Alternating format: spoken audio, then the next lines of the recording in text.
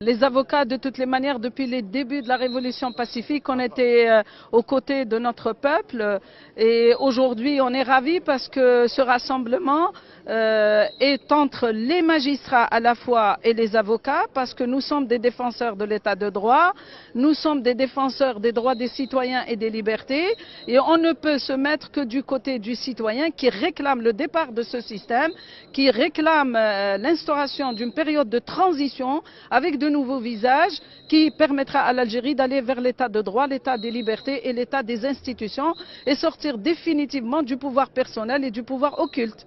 Un mot sur la répression des manifestants et l'interdiction des manifestations à Alger.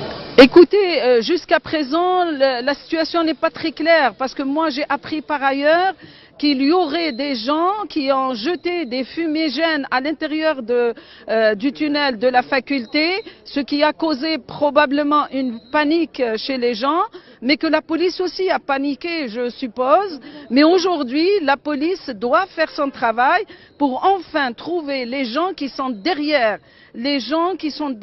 cette volonté de casser cette révolution pacifique. Les Algériens sont sortis faire un référendum en direct. Ils sont en train de faire une révolution de la liberté pacifique, mais visiblement, il y a des partis qui veulent impérativement casser cette révolution ou faire une contre-révolution.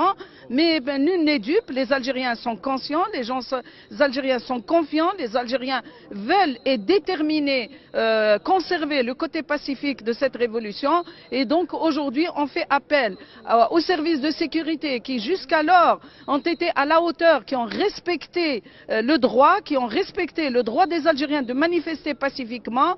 Il va falloir qu'ils fassent un peu plus de travail, d'être encore plus vigilants pour retrouver les commanditaires de ce type d'action.